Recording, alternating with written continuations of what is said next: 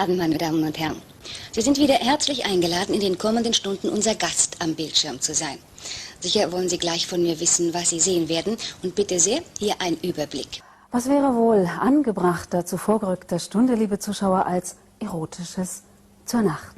Ob Sie nun zu Hause bei einer Flasche Wein vor dem Bildschirm sitzen oder ob Sie einfach alle Tische und Stühle beiseite räumen und mitfeiern und mittanzen, alles ist möglich.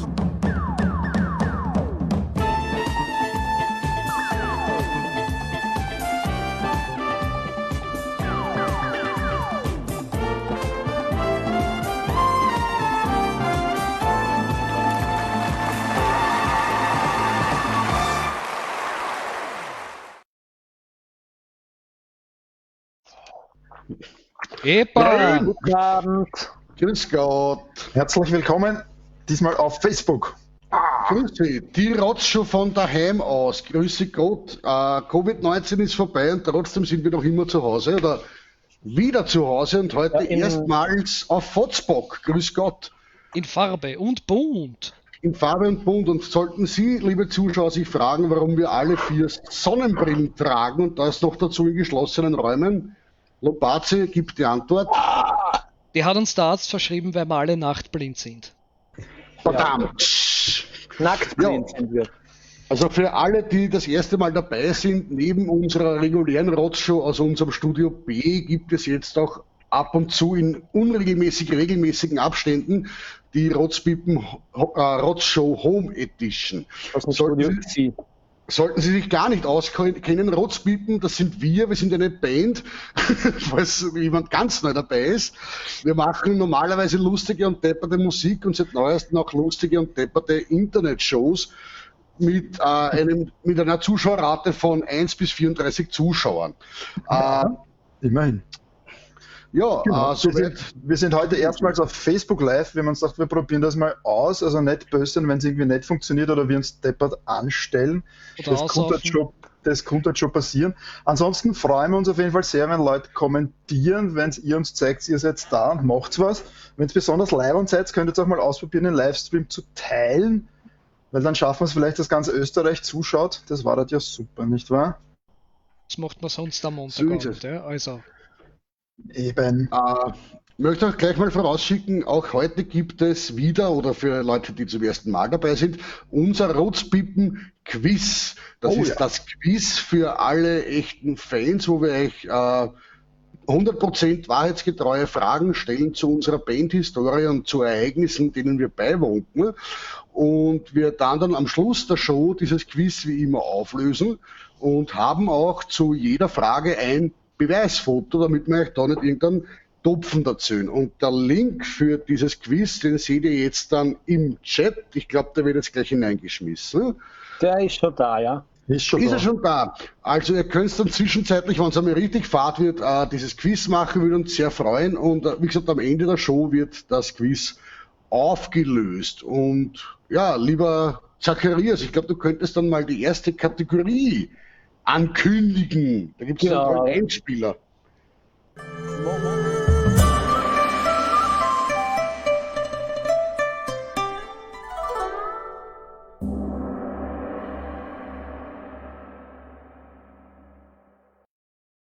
Geht schon. Ja, die Erika aus Wien-Simmering, diesmal aus der Nachbarschaft, hat sich gewünscht oder gewischt, dass wir unseren Lieblingszeitvertreib in postkoitaler Quarantäne-Corona-Zeit kundgeben. Und weil wir natürlich super kreative Menschen sind, haben wir uns gedacht, dann sagen wir nicht, wir sitzen da und machen Musik, sondern wir zeigen euch unsere geheimsten und intimsten Hobbys, ja, die jugendfrei auf Facebook herzuzeigen sind, ohne dass der Zuckerberg schmilzt. Mein Lieblingshobby Nummer 1, ich habe mich jetzt in der Quarantäne der Textilkunst gewidmet, sage ich mal. Und habe hier wunderschöne Faultiere bemalt. Ich arbeite jetzt seit 8 Wochen dran, ich habe schon 4 Stück geschafft. Das Problem ist, die Stifte dabei waren, das sind nur 4 Stück gewesen. Deswegen bremst das jetzt halt ein bisschen. Ich weiß nämlich aus Erfahrung, dass es mehr als nur 4 Farben gibt. Ich habe im Internet nachgeschaut. Für die andere Zeit, wenn mir mal wirklich fad ist, habe ich mir hier kinetischen Kinettensound quasi besorgt. Da kann man mit den Fingern reinwühlen, mit der Nase, mit anderen Körperteilen, wenn man wirklich pervers ist. Macht recht an Spaß, macht recht an Dreck und geht auch die Zeit vorbei. Somit bin ich quasi fertig. Das waren meine Lieblingshobbys jetzt. Gibt es Fragen? Du bist so kreativ, das ist ein Wahnsinn. Super, Wahnsinn. Also, wenn ihr euch schon immer gefragt habt, wer der kreative Kopf in unserer Band ist, ihr seht ihn hier, das ist der Herr mit dem gelben... Ja, er kann mit 4 Farben arbeiten. Ja. Wahnsinn.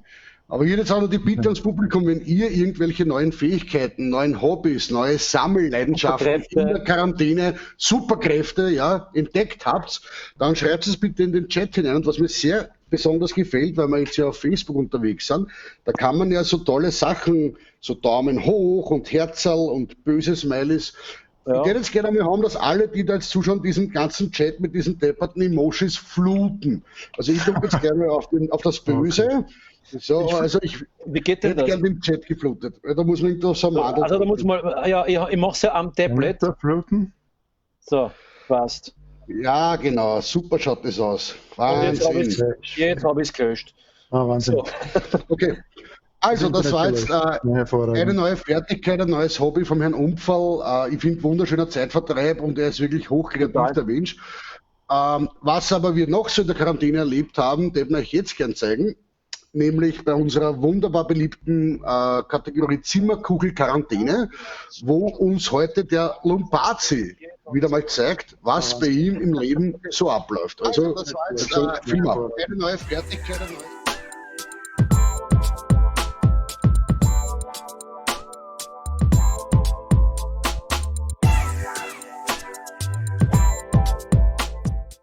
Liebe Fans von Rotzpiepen und Ihnen, herzlich willkommen zu einer neuen Episode von Zimmerkuchel Quarantäne. Heute wieder mal mit eurem Lumpazi. Nachdem ich beim letzten Mal gezeigt hatte, wie man sich den ganzen Plündereien erwehren kann, nachzusehen in der Rotzshow Covid Edition Nummer 4, widmen wir uns heute wieder dem Wiedereinstieg in das normale Leben. Und was soll ich euch sagen? Es ist sowas von fad. Nichts zum Tun, keiner bedroht mich. Man kann überall ohne Masken hingehen, bis auf ein paar Ausnahmen. So als war einfach nichts gewesen. Aber der Schein trügt. Man muss noch immer sehr vorsichtig sein.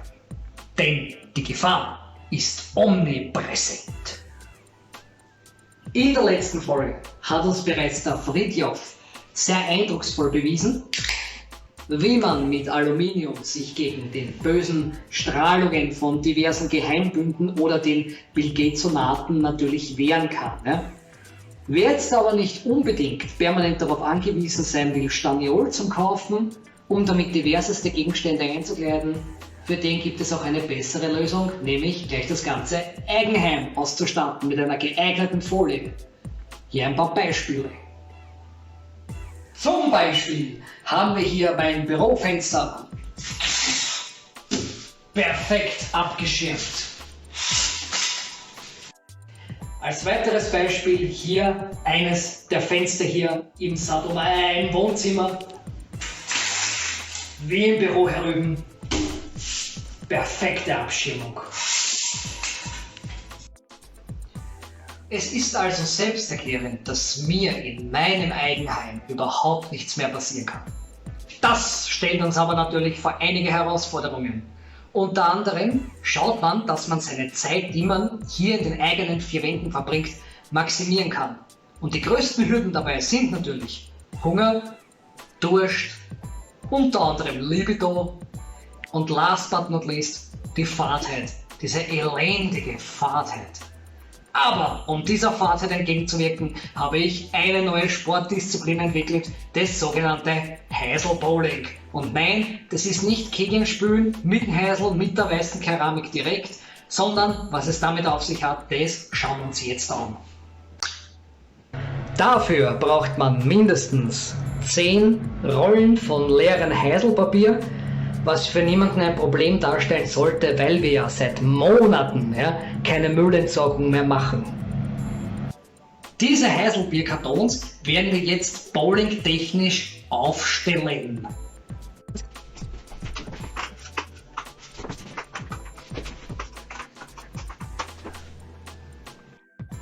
Als nächstes nehmt ihr euch eine jungfräuliche Rolle allerbestesten Heiselpapiers und dann macht ihr euren besten El Bandi oder Fred Feuerstein.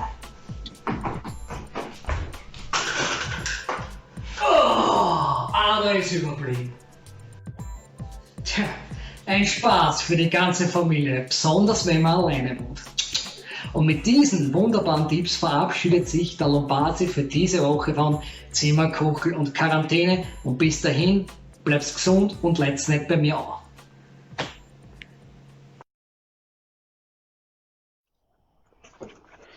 Hepa! Wow. Jetzt sagt es nichts mehr. Nicht schlecht, nicht schlecht. Jetzt sagt es nichts, so wie der Lombardi der Quarantäne umgeschaukelt hat. He? Finde ich mal doch, dass das Bowling ist Welt.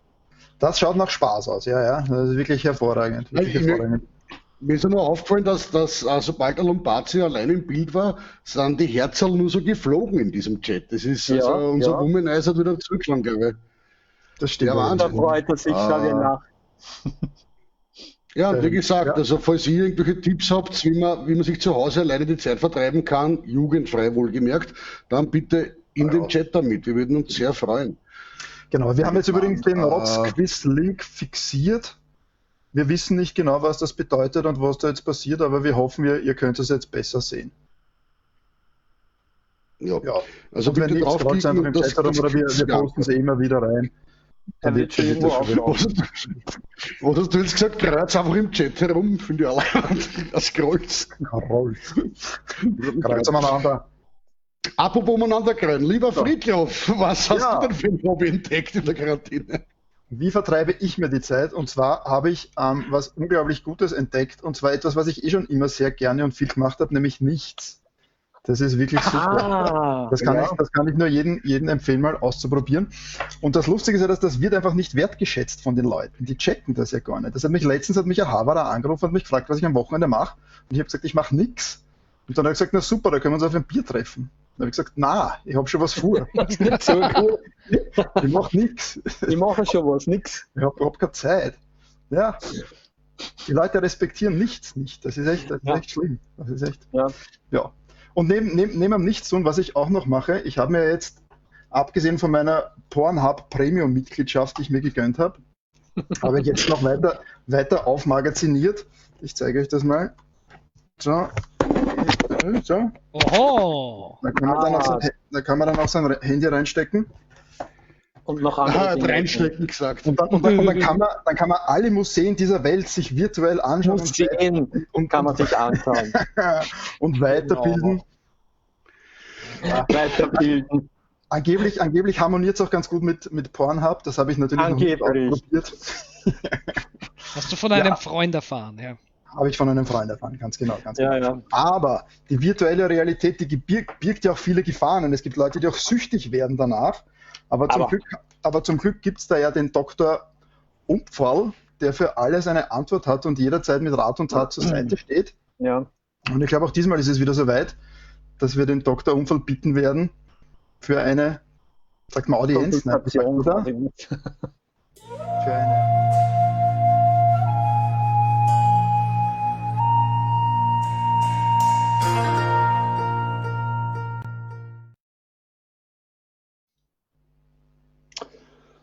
Liebe Zuseher oder auch Ihnen, ich freue mich wieder bei Ihnen sein zu dürfen. Besorgte Bürgerinnen und Bürger dieser Stadt schreiben mir auch jetzt nach vielen, vielen Wochen Quarantäne und Leiden ihre essentiellen Fragen zu den Überlebensstrategien.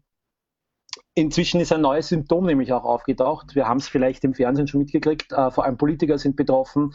Selektive Gedächtnisverlust. Also ganz, ganz schlimme Dinge. Betroffene berichten davon, dass sie sich an nichts mehr erinnern können, auch ihre Laptops vergessen. Also das ist jetzt wieder zusätzlich zu den steigenden Zahlen wieder ein weiteres Symptom. Also ich bin total entsetzt und enttäuscht, dass der scheiß Covid noch immer nicht besiegt ist, aber wir arbeiten dran, wie Sie gesehen haben in Simmering, Wir kümmern uns, ja. Zu unserem ersten Brief, die liebe Isabella aus St. Pölten schreibt: Lieber Dr. Umfall, als besorgte Bürgerin habe ich in den letzten Monaten Klopapier gehortet. Brav. Jetzt bleibe ich natürlich auf den ganzen Klumpert sitzen. Gibt es vielleicht auch andere Verwendungsmöglichkeiten fürs Dreilagige? Vielleicht könnte ja meine Wohnung damit tapezieren. Jo, können Sie machen. Also beim Zimmerkugelquarantäne haben wir schon einen guten Tipp vom Herrn Lumbazi gesehen. Das Bowling mit den Klorollen ist eine Möglichkeit, diese Dinge wieder zu verwerten. Eine andere Möglichkeit wäre, Sie können so das Fernrohr nehmen, was haben wir noch? 3 Rollen nebeneinander bicken, das habe ich zu Hause gemacht, damit man dann die als Küchenrolle verwenden kann. Ist auch nicht schlecht. Tackern funktioniert natürlich auch. Ich habe mir ein paar in den Kissenbezug eingetan und habe es auf die Couch gelegt, schaut nett aus. Und wenn es ganz viele Rollen sind und das mit der Farbe egal ist, können Sie ja beim nächsten Halloween, wenn Sie Kinder haben, alle einwickeln damit und schicken Sie es als Mumienboyband oder so um die Häuser. Nächste Frage vom Leonard, 7 Jahre, aus Neubau. Hallo Herr Doktor, meine Mama hat gesagt, wenn ich das Schuljahr positiv abschließe, bekomme ich ein urcooles iPhone. Jetzt habe ich zwar voll die guten Noten, aber der Corona-Test war negativ und die Mama will das iPhone nicht rausrücken. Meine Frage, soll ich die Mama bei der Polizei anzeigen oder soll ich sie gleich verschieren? Nein, Leonard, du bekommst kein iPhone. Du hast mit deiner Mama einen mündlichen Vertrag ausgehandelt, ja, und die Mama war natürlich so gescheit, sich da diese Formulierung so hinzubauen, dass du auf jeden Fall irgendeinen Test nicht bestehen kannst. Und Corona war halt eben in dem Fall negativ. Das heißt, sie hat das Recht auf ihrer Seite. Weiß jetzt eigentlich nicht, was ich da raten soll. Verschieren ist vielleicht keine gute Idee. Wer braucht ein iPhone? In Wirklichkeit 2 Becher und ein Schnirl. Das haben wir in meiner Zeit damals gehabt. Sei nicht so ein verwöhnter Fotz. Nächste Frage von Ale77 aus Kremsmünster. Hey jo, Doktorle. Als begeisterter Surfer und Wellenreiter freue ich mich schon auf diese zweite Welle. Gibt schon Infos, wann und wo diese Welle auftaucht? Immerhin habe ich ja die erste offensichtlich verpasst. Jo, kann man nichts machen. Erste Welle tut mir schon leid für dich. Die war nämlich besonders super. Ich weiß es ehrlich gesagt nicht, wann sie kommt. Ich bin selber kein Surfer. Ich fahre Skateboard, wie man sieht. Ich würde im Kitzloch warten, bis sie auftaucht, dann einen Auswärtsschwung machen und mit einem gerittenen doppelten Achselberger Folie reinspringen und wegschwimmen oder surfen in deinem Fall. Ich habe keine Ahnung, wie man sowas macht, aber die Fachbegriffe habe ich schon gut drauf. So, eine Frage haben wir noch von der Chantal aus Wien-Alsergrund. Mein Mann ist seit seiner Kopfverletzung Impfgegner und Aluhutträger. Er will partout keinen MNS-Schutz tragen, weil er seine Freiheit eingeschränkt sieht. Die neue Weltordnung der Echsenmenschen und Alienmächte würden uns einen Maulkorb anlegen, meint er. Wie bringe ich ihn nach Steinhof, wenn wir ohne Maske nicht in den 48a einsteigen dürfen? Ich verstehe deine Sorge, dieses kleine Stück Stoff ist wirklich ganz was Böses. Ich habe einen Mundschutz gebastelt, den dein Mann sicherlich tragen wird. Der schaut nämlich so aus. Er ist aus feinstem Alu und schützt gegen die 5 Türme und Echsenmenschenspeichel. Wobei der Weg nach Steinhof, den kannst du dir eigentlich sparen. Ich würde ihn zum Tierkrematorium nach Simmering bringen, ist genauso weit weg vom Alsergrund wie Otterkring. Und ich sage mal, eine dauerhaftere Lösung, deinen Alu-Menschen wegzudringen. Im Sinne der Alu-Ordnung möchte ich mich hier verabschieden. Ich glaube, die Fragen wurden zureichend beantwortet und gebe weiter an Fit mit Fetz. Ich glaube, eine neue Folge vertragen wir heute. Es geht wieder um Yoga. Papaci.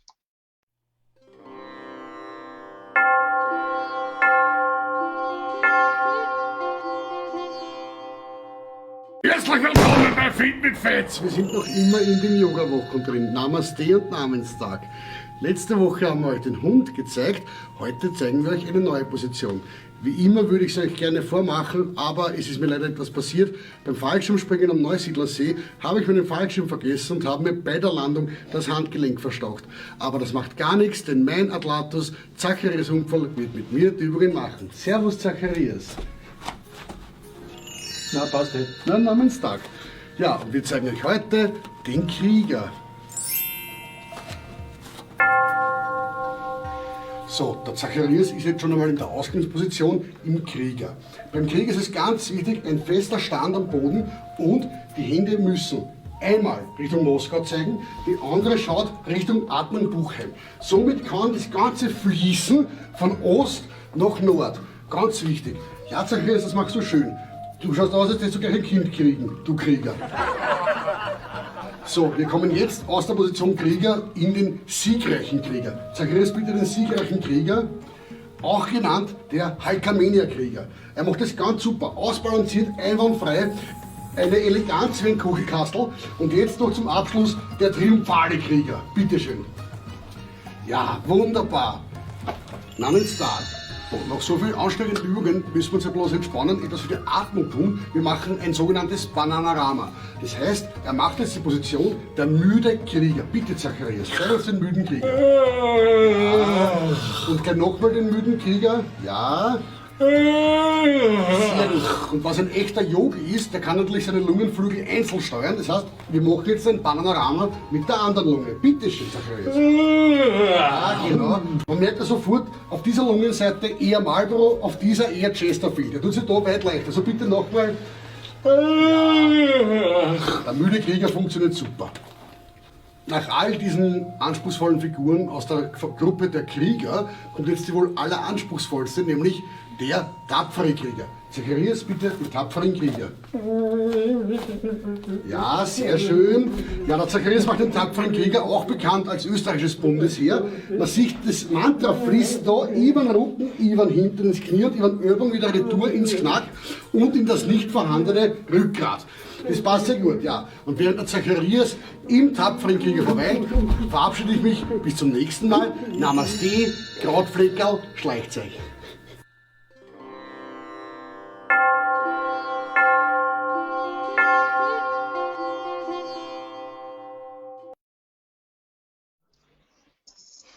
Wunderschön. Wow. Ja, nein, Also- das ist nicht der Wahnsinn.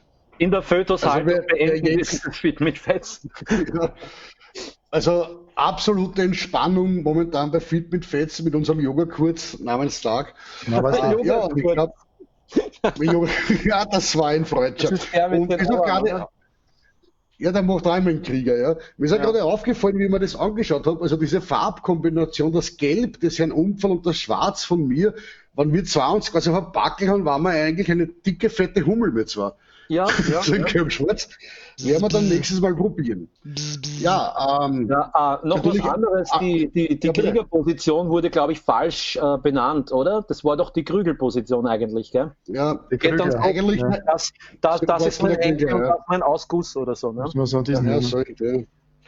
Ja, also wir entschuldigen uns nochmal, es ist nicht der Für diesen Krieger, es ist Podcast, wirklich der Krieger, klar.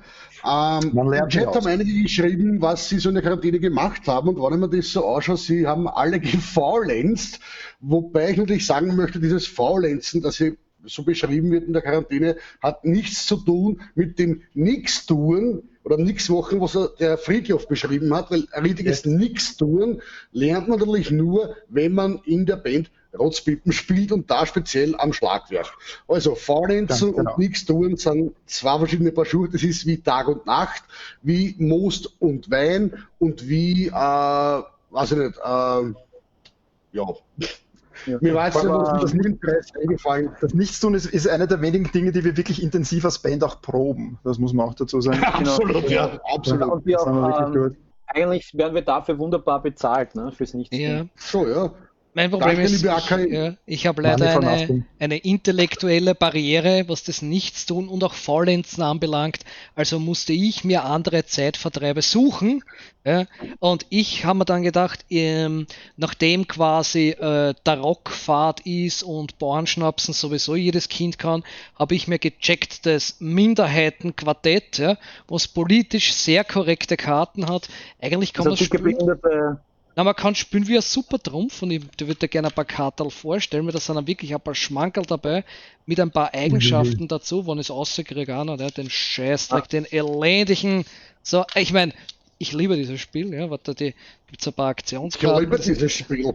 Also da gibt es zum Beispiel mal Intellektuelle, die haben Bevölkerungsanteil sehr wenig, Schamgefühl sehr hoch, Homogenität ist auch sehr hoch. Da gibt es den Leistungsträger, der hat den höchsten Wohlstand. Schamgefühl gar keins, also das sind die untersten Sternchen, ja, das Schamgefühl gar keins. Da gibt es so, was haben wir da? Juden, Rollstuhlfahrer, Rentner, Nazis sind super, ja. Bevölkerungsanteil sehr wenig, Bildungsniveau ganz schlecht, ja. Schamgefühl auch nicht.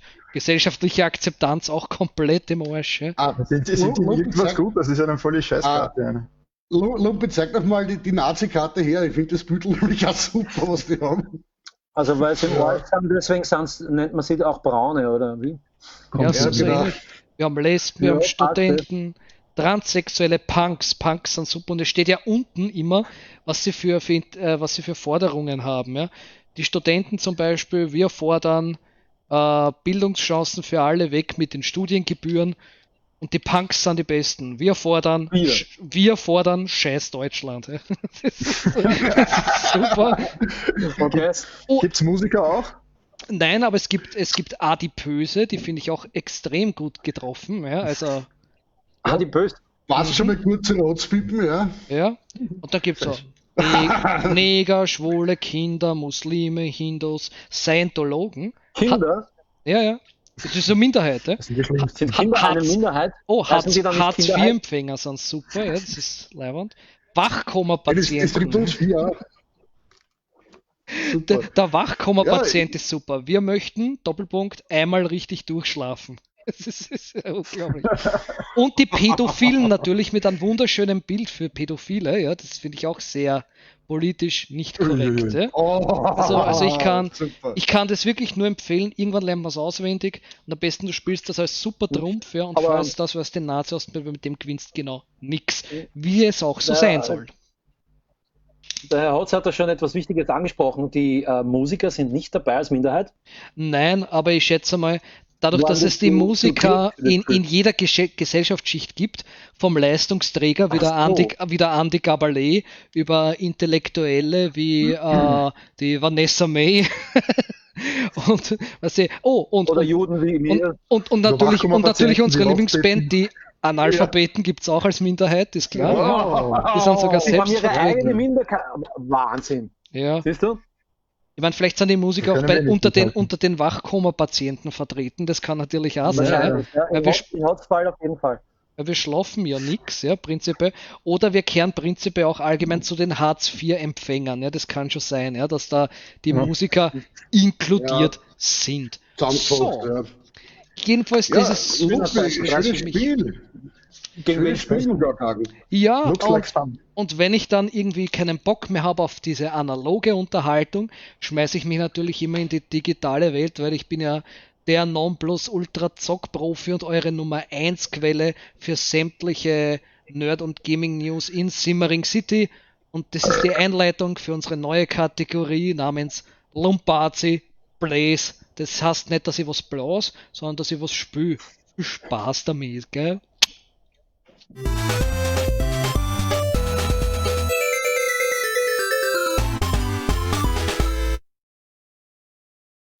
Hallo und herzlich willkommen bei Lumpazi Plays, die neue Rubrik hier, wo ich die Spiele meiner Jugend, Vergangenheit, Sonstiges hier vorstellen werde. Und wir fangen gleich an mit Super Soccer für den Super Nintendo. Ich spiele das Ganze mit einem Xbox-Controller und ein Steuerkreuz ist hier der Joystick, also ich bin gespannt, ob das irgendwie funktioniert. Für die Geschichte jetzt noch nicht so schwierig oder important, denn wir machen heute nur ganz kurz ein kleines Elfer-Gickerl. Soll ja auch nicht allzu lang dauern, gell? Also suchen wir uns irgendeine Mannschaft aus. Das Elfer-Kickerl in dem Spiel ist eh komplett random, also na super, ich habe mal die schlechtesten genommen mit Belgien, ne? Gegen Holland. Okay, los geht's. Der Trick an dem Spiel ist, man kann auf 9 verschiedene Ziele schießen. Ja? Links oben, Mitte oben, rechts mit, bla bla bla, überall hin. Und schauen wir mal, wenn man den richtigen Zeitpunkt erwischt, kann man einen Turboschuss machen, dann geht das schnell. Ich schaffe nicht immer, aber wenn ich ihn schaffe, schauen wir mal. Nach rechts unten einmal. Und 1:0 für Bayern gegen Holland. Okay, jetzt schauen wir. Und. Ah! Ja, da oben geschossen. Die Ecken hätte ich gehabt. Naja, macht nichts. Wir haben ja getroffen. Das ist ja gut. Aber es ist wieder der Druck auf uns. Ja. Links oben und mit Karacho, wenn es geht. Daumen drücken. Usch! Oh! Knappe Angelegenheit, aber die Wuchtel ist drin. Das zählt. 2:1 für Belgien. Okay. Oh! Der war sehr scharf geschossen und hoch. Oh boy. Schwierig. Okay, den schießen wir nach rechts und halb hoch. Oh, voll verladen den Keeper in die andere Ecke. Beim falschen Haxen erwischt. 3:2. Uiuiui. Oh, yes. Glanzparade. So, jetzt ruhig bleiben. Träum mir, dass er... Nein, ich schieße nicht in die Mitte. Rechts oben. Oh, war der knapp. 4:2 schaut schon sehr gut aus. Ja? Jetzt brauche ich nur diesen parieren und wir haben gewonnen. Komplett falsche Ecke. Oh Mann. Traue ich mich wirklich, dass ich einfach mitten aufs Tor schieße? Ja, drauf geschissen einfach. Mein Ellbogen, fuck. Mitten aufs Tor. Das ist peinlich. Aber sie müssen jetzt auch erstmal treffen. Also, come on. Ja! Pariert! Und das epische Elfmeterschießen zwischen Belgien und Holland wurde entschieden durch eine Parade zum Schluss und wir gewinnen 4:3. Und das war's für Lumpazzi Plays für diese Episode. Schreibt uns in die Kommentare, was ihr davon haltet, beziehungsweise welche Spiele ihr sonst gerne sehen würdet, teils Erinnerungen von euren Spielen aus der Kindheit und Jugend und vielleicht kann ich ja irgendwas davon präsentieren und vorstellen im Rahmen dieses neuen Formates. Und bis dahin sagt der Lumpazzi zu euch, Game on!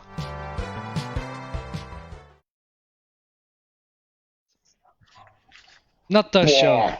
Yeah, gewonnen. Urleibend. Ja, sowieso. Mit der schlechtesten Mannschaft. Also, ich zerficke alles. Aber ich finde es super, dass der Lombardi nur auf den Konsolen spielt. Also, das ist ein Wahnsinn. Natürlich Oldschool-Konsolen, sonst nix. Oldschool. Ja, das ist schon gut. PlayStation -5. Yes. Ui. Das war alles noch vor der Zeit, ja. Also damals, als Spiele noch Spiele waren. Diese Spiele waren Spiele. Ja. Yes. Die Spieler in die Flasche leer. Bin schon wieder da. Was machst du so in deiner Freizeit? Spielst du auch gern Computerspiele? Naja, in meiner Freizeit, das geht mir punktelang Scheißdreck, aber ich meine, die zumindest. Na, also was ich in der Quarantäne mir angeschaut habe, und zwar, weil ich wirklich fad war damals, war, ich weiß nicht, ob ihr das wisst, aber im Internet, das ist sowas, was ich vor kurzem entdeckt habe, das Internet, das ist eine weltweite Ansammlung von Informationen. Und ich bin draufgekommen, dass in diesem Internet findet man die Wahrheiten. Und zwar wirkliche Wahrheiten. Und ich habe mir da jetzt ein paar so Wahrheiten durchgelesen im Laufe meiner Quarantäne und habe mir so meine eigenen Wahrheiten zurechtgelegt, weil ich mir denkt, wenn das jeder kann, kann ich das auch. Und ich möchte euch nicht vorenthalten, welche Wahrheiten ich im Internet gefunden habe. Und zwar folgendes: Auf www.ichhabdiewahrheit.de habe ich herausgefunden, dass gewisse Prominente tot oder auch nicht tot sind, nämlich Jim Morrison, wo jeder sagt, der ist in Paris verstorben. Völliger Bullshit. Jim Morrison war eigentlich der Fahrer des Autos, mit dem Lady Diana verstorben ist. Ja, das war nämlich auch in Paris, aber was keiner weiß, die sind nicht gegen einen Brückenpfeiler gefahren, sondern sie sind hinten aufgefahren auf einen VW-Käfer mit dem Kennzeichen 28IF, in dem saß nämlich der echte Paul McCartney, der jetzt auch tot ist. Also, wichtig, merken, wacht auf, glaubt nicht alles, außer die Kronenzeitung sagt. Dann das nächste, was ich gefunden habe, ja, es ist irre, gell? Aber warte, du wirst noch mehr geschockt werden, Fridtjof, jetzt pass mal auf. was ich auch herausgefunden habe, welche Wahrheit besteht, und zwar beim letzten Abendmahl, bei diesem Porträt von, ich glaube, Da Vinci, ist mir nicht draufgekommen, dass dieser eine Apostel, der neben Jesus sitzt, eigentlich eine Frau sein soll. Bullshit, stimmt nicht. Dieser Apostel, der daneben sitzt, war eigentlich der totgeglaubte John F. Kennedy, der daraufhin das letzte Abendmahl verlassen hat und Area 51 gegründet hat. Aufpassen. Also ich sehe, ihr seid geschockt wie ich, aber ich habe noch viel mehr Pfeile der Wahrheiten in meinem Köcher, begossen mit Tigerblut. Und zwar ein bisschen aktuell aus Österreich, und zwar es wird immer so spekuliert, 9/11, diese Terroranschläge, war das ein Inside-Job der Regierung der USA? Ich sage, nein, das war kein Inside-Job, aber natürlich sind diese hohen Wolkenkratzer nur niedergefallen wegen der globalen Erwärmung, die aber oft angezweifelt wird. Durch diese globale Erwärmung ist aber diese Staubwolke von 9/11 bis nach Spanien gekommen und hat dort die Insel Ibiza erschaffen.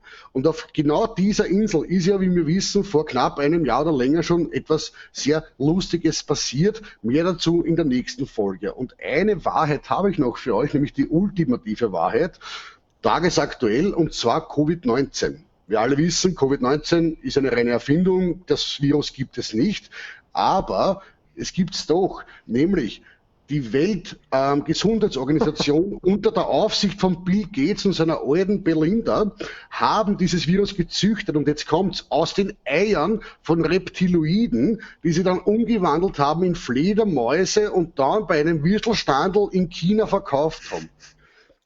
Ja, also wie gesagt, solche Wahrheiten findet man im Internet. Ich werde weiter für euch recherchieren und auf Wahrheitssuche gehen. Und bis dahin bleibt wachsam, Augen auf, und wenn ihr irgendwelche Wahrheiten habt oder irgendwelche tollen Meldungen, bitte in den Chat hinein. Ich würde mich sehr über eure Wahrheiten freuen.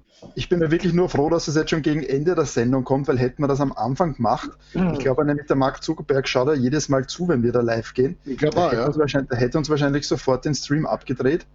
Da haben wir nochmal Glück gehabt. Muss man und die Wahrheit zum Zuckerberg, die hört es dann bei der nächsten Folge, da wird es richtig ausscheißen. und bis dahin nehme ich die nächste große Verschwörung im nächsten Einspieler, nämlich ein Video von uns, nämlich über zwei Superhelden, die auf keinen Fall echt sein können. Und während ihr euch das Video einzahlt, schaut doch bitte nochmal auf unseren Quiz-Link und macht unser Quiz, denn nach dem Video gibt es die Auflösung zu diesem Quiz. Also der Link ist jetzt im Chat, und viel Spaß mit Pepe und Ferl.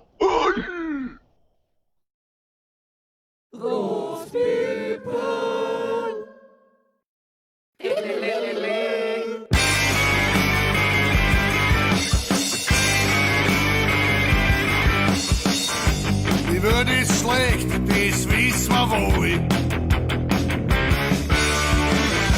Und schuld dran ist der Alkohol. Doch da gibt's zwei, die opfern sie an, damit sie keiner mehr aussagt.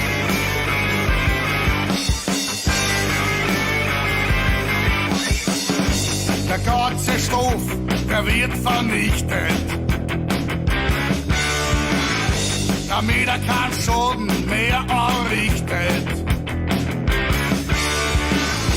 Die ganze Nacht, ohne Rast und ohne Ruhe, verwandeln sie Bibo in Lolo.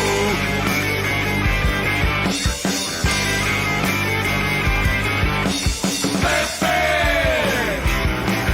und Theo, die stehen für uns an der Bar.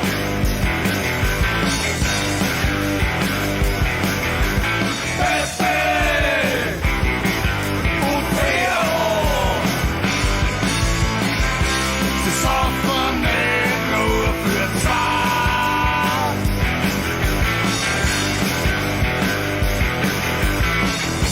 Sie funktionieren mit Durchlauferhitze, weil sie verwandeln die kältesten Spritzer.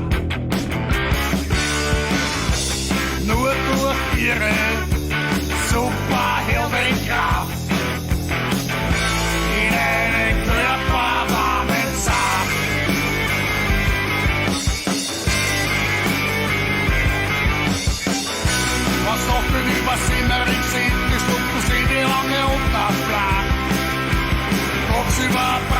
Fußball.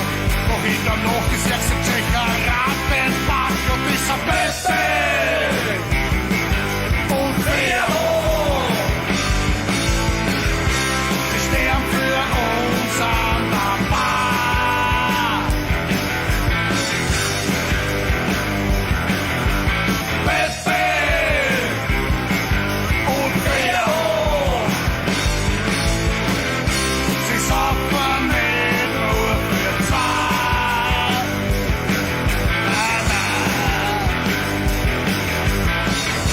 Denn über Wien im Morgengraut und man sie wieder auf die großen Trauen. Weil das Teufelsfest die Lacht der ganzen Stadt wurde unschädlich gemacht. Ja, was glaubt's von ihm, ha? Es sind nur tragen, es ist ja liebe Kinder. Pepe und Vero, sie stehen für uns an der Bar.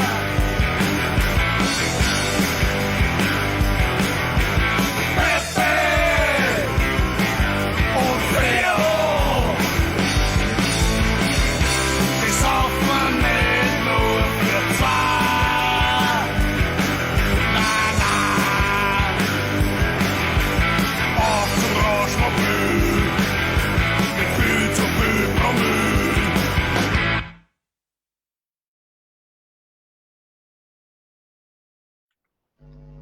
Hey. Ich muss ja sagen, ich habe das Video selbst schon lange nicht mehr gesehen und mir gefällt es immer besser und besser. Ja. Also, Wirklich, wirklich schön. Am meisten, glaube ich, mag ich den He-Man, der den Doppler rauszieht. Ja. Und der Lucky Luke, der schneller als sein eigener Schatten trinkt. Die zwei sind, glaube ich, meine Favorites. aber ich frage mich immer, wo dieser He-Man den Doppler aussatz hat. Also er greift ja nach hinten, also das Ferkel. Ja. Nein, er hat einen eigenen Schnapsköcher. Den Doppler- Genau. Alles klar. Hast du sowas nicht? Ich hab hinten keinen Schnaps drin. Ne? Ja, Quiz-Auflösung würde anstehen. Ja, So. Ganz kurz, bevor wir jetzt das Quiz auflösen, ich möchte nur dazu sagen, liebe Zuschauer, Verzeihung, wir machen das heute erstmals via Facebook und nicht via YouTube, weil wir probieren mal, ob das vielleicht besser geht. Schreibt uns doch bitte in den Kommentaren, speziell die uns schon mal auf YouTube zugeschaut haben, was war besser, was war schlechter, wo ist Verbesserungsbedarf. Ich glaube, der Chat ist noch ein bisschen unkontrolliert, das müssen wir uns noch ganz genau anschauen. Aber bitte schreibt es auch in die Kommentare, was wir hier verbessern könnten, weil wir planen eigentlich doch, dass wir in Zukunft die Roadshow auf Facebook weiterhin machen, aber schauen wir mal. Also, aber bitte schreibt uns rein, wie es euch gefallen hat und was man besser machen könnte oder was vielleicht nicht so toll war. Gut, Quizauflösung, lieber Fridjof, bitte. Quizauflösung. So, ich habe mich da schon wieder rangemacht und die Rechenmaschinen sind heiß gelaufen und wir haben ein Ergebnis. Wow. Meine Damen und Herren. Weißer Rauch steigt auf. So, pass auf. Also, Habemus Quiz. Frage 1. Mit welchen Worten wurde eines der ersten Konzerte von Rotzpippen im Jänner 2010 beworben? So, was haben wir da gehabt? Die Schande von Simmering, heute leider Konzert, Rotzpippen, kommen Sie trotzdem oder wir entschuldigen uns für die Darbietung. So, und Also eine überwiegende Mehrheit. Es könnten alle 4 sein, oder? Ja. Absolut. Aber die überwiegende Mehrheit mit 72% hat richtig getippt, wenn ich mich jetzt richtig erinnere. Ich glaube, es war heute leider Konzert. Ich glaube auch, ja. Jawohl, Beweisfoto hier zu sehen. Großartig. Ja. Also die Location hat uns damals mit diesem Aufsteller vor der Tür geadelt und hat sich schon vorab entschuldigt für uns halt. Ne? Danke für diesen Vertrauensvorschuss. Wir haben die Erwartungen untertroffen. Ja. Schön ist, finde ich, dass zwei unserer Zuseher auf die Schande von Simmering getippt haben. Die Schande von Simmering sind doch nicht Rotzpippen. Ja, wir sind die Schande der Welt. Ja. Okay, nächste Simmering ist zu Frage. klein für uns. Nächste Frage. Für welche Partei trat Zacharias Unfall erfolglos bei der Nationalratswahl 2013 an? Da muss man vorab vielleicht noch sagen, dass das erfolglos ja relativ ist. Er hat es halt nicht in den Nationalrat reingeschafft, aber ich persönlich finde es es war trotzdem ein Achtungserfolg. Aber ich war ziemlich fix einer der ersten beim Wirten. Immerhin, irgendwo drin. So, und zwar, auch hier die überwiegende Mehrheit richtig getippt, das war die Liste Xi. Hervorragend. Was wäre denn da noch als Möglichkeit gewesen? Ich weiß gar nicht. Die einzig wahre Biertrinkerpartei, die es je geben wird. Die österreichische Deppenpartei, da hat einer drauf getippt, war auch gut. Das Team Wertlos hat auch eine Stimme bekommen und die Zachen hat auch einer getippt. Na schau. Tja, aber wie so gesagt, ein wunderschönes Werbepamphlet haben wir damals. Keine Kosten und Mühen gescheut, um den Zacharias in Szene zu setzen für die Liste Xi. Er kämpft für leistbares Dosenbier. Wir haben eine recht kostspielige polnische Werbeagentur gehabt. Die hat das quasi am Wochenende übernommen für uns. Ne? Ja, und wir waren uns Also ich war mal sicher, wir hatten ja wirklich die besten 5 Kandidaten. Ich muss nächstes Mal fragen, wer war Kandidat Nummer 5 zum Beispiel. Und der Silberstein hat gesagt, es wird funktionieren, aber er hat sich vielleicht getäuscht. Nächste Frage. So, womit verhüllte Lumpazzi bei einem Konzert in Friedberg sein wunderhübsches Gesicht, um Ohnmachtsanfälle von Groupies zu verhindern? So, da hätten wir gehabt eine Ledermaske aus dem SM-Shop, einen Beißkorb von Hannibal Lecter, eine Spider-Man-Maske oder ein Billersackerl. So, das war eine recht knappe Entscheidung, aber unser Publikum wieder mal richtig knapp. Mehr als 50% haben den Beißkorb von Hannibal Lecter, auf den haben sie getippt. Und das stimmt auch. Ja. Jawohl. Aber dann fast 40% haben aufs Billersackerl getippt. Ja. Wäre vielleicht besser gewesen, weil es verdeckt mehr.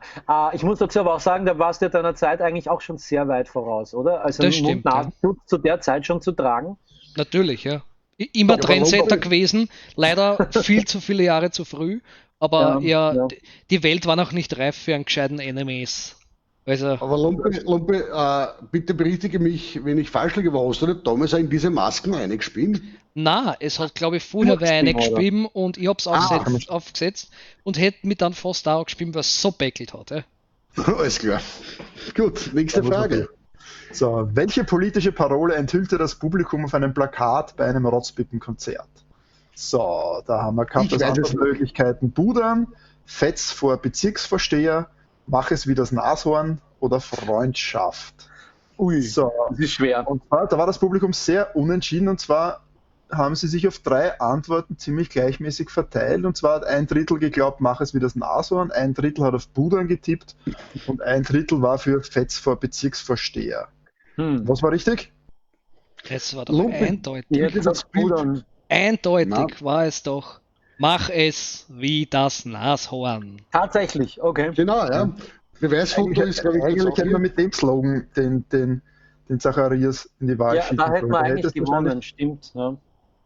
Fürs nächste Mal. Ja, das sind politische Tipps und Tricks, die wir damals zur Nationalratswahl 2013 natürlich noch nicht wussten. Schließlich kam dieser Slogan auch erst viel später, nämlich 2 Jahre zuvor. Ja. Dementsprechend konnten wir das einfach nicht wissen. Dazu muss ich sagen, also das ist auch eine gemeine Fangfrage gewesen, weil auch ich habe schon sehr oft von der Bühne runtergeschaut und auf Transparente geschaut, wo Budern drauf gestanden hat. Und deswegen war ich mir sicher, dass das politisch gemeint war. Also das Recht auf Rausch, quasi das Recht auf Budern. Aber ja, macht ja nichts. Man kann nicht alles haben. Genau. So, und Frage 5 haben wir auch noch gehabt. Und zwar, das war eine sehr spannende Frage zu unserem legendären Fußballmatch. Wie endete das Fußballspiel zwischen der U11 des 1. Simmeringer SC und Rotzpippen United im Jahr 2018? Mit Schmerzen. So, da haben wir die Möglichkeiten. Ja, das stimmt. Viel Muskelkater.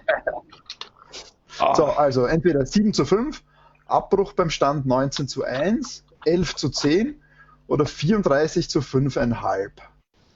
So, schwer. Da haben 36% haben getippt auf Abbruch bei Stand von 19:1. Ich hatte das auch irgendwie so in Erinnerung, aber ich wurde eines Besseren belehrt. Und zwar die richtige Antwort ist, es ist ausgegangen 34:5,5. Und das dann 63% haben da richtig getippt. Jawohl. Das Publikum kennt sich aus. Das halbe Tor wurde uns entweder geschenkt oder aberkannt, eins von beiden. Ein halber wurde aberkannt. Ja. Es wurde ein halbes aberkannt, genau. Es war abpfiffen, aber die Kinder haben nicht aufgepasst und einer von uns war mal geistesgegenwärtig, also nicht einer von uns 4, sondern einer von den, wie man hier im Bild sehen kann, vielen der großen Mannschaft, die wir hatten, ja, und hat halt einfach mal drauf gehauen, ja, extra eingeführt, ja, aus Kuala Lumpur, die Auslandsspieler. Ja. Stimmt, und ich glaube, wir haben dann mit dem Schiedsrichter irgendwie ausgehandelt, dass er uns zumindest ein halbes Tor gibt. Und, genau, weil ich eine Gehhilfe verwendet habe an dem Tag. Ja, das und stimmt. Deswegen war das quasi ein mitleidshalbes Tor. Ja, und ich glaube, der Grund, warum die Kinder noch nicht bereit waren und wir schon aufs Tor zugestimmt sind, war ja das, dass die Kinder eigentlich nur lachend am Boden 20:2 gemerkt haben, die können wirklich nicht kicken. Und ich kann mich noch erinnern, damals an den Ausspruch des Moderators, der dieses Spiel moderiert hat, nämlich Dominik Timpel, der zu mir nach dem Spiel gesagt hat, naja, ich habe schon geglaubt, dass ihr eine Chance habt gegen die U11, aber ganz ehrlich, ich glaube, ihr hättet nicht mehr gegen ein Special Needs Team irgendwas gerissen. Und ich glaube, er hatte recht damit. Wir waren das Special Needs Team. Also beim Minderheitenquartett sind wir quasi die kleine Straße. Die kleine, ja, die Lagak. Ja, so, das war's aufgepasst. Unser Publikum hat sich ausgezeichnet, wie immer eigentlich. Bis jetzt war es gleich immer so. Sie haben eigentlich jede Frage mit der Mehrheit, nein, wobei Frage 4 mit der politischen Parole. Ja, aber das war wahrscheinlich meine Schuld. Das kann schon sein, ja. Auf der anderen Seite ist unser Publikum nicht sehr politisch, sondern eher trinkfest, was uns auch sehr gefreut hat. Immer in der Vergangenheit und auch in Zukunft immer freuen wird. Ja, aber ich glaube, wir müssen die Frage einfach noch schwerer machen. Es ist ein Wahnsinn. Ja. Noch schwerer. Das waren einfach viel zu gut noch. Ja, das wird so einfach. Beim nächsten müssen wir die Frage stellen, wie schlecht ist diese Band? Da gibt es keine Antwort drauf. Ja, ist eine unbeantwortbare Frage. Du hast vollkommen recht. Ja. So. Gut. Wie gesagt, liebes Publikum, kommentiert doch bitte hier im Chat jetzt, wie es euch heute gefallen hat. Erstmalig auf Facebook, ob das so funktioniert hat. Und solltet ihr jetzt noch irgendwelche Fragen an uns haben, bitte ab in den Chat. Wir warten jetzt so 2-3 Minuten, ob noch Fragen kommen. Und wenn nicht, dann schleichen wir uns zu Hause. Genau. Und wir haben offiziell wieder unser Q&A, oder? Und genau. Zu eurer Belustigung werden wir den nächsten Simmeringer Superhelden kurz einblenden für den Q&A-Einspieler. Es ist wie Catboy oder sonst wie, keine Ahnung. Kätzchen.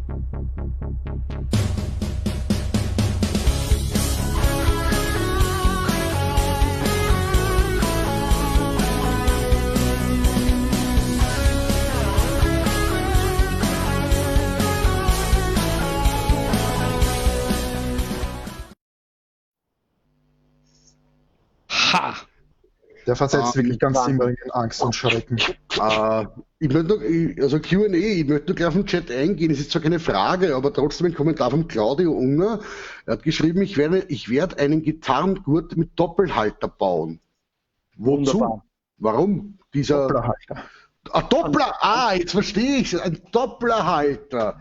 Alles klar. Ein Schnapsköcher. Ja, bitte darum. Damit beim Oder wie wir Konzert... sagen, eine Scheide. Okay. Für nicht für Beidel, sondern für Bottle. Claudio, super Idee. Bitte bau den wirklich und schick uns den. Apropos schicken. Ja, in Gelb mit einem schwarzen Streifen. Falls ihr schon mal unsere Live-Show gesehen habt aus dem Studio B, da tun wir immer Bier verkosten, blind verkosten, und wir haben auch schon letztens aufgerufen, man möge uns Bier zuschicken.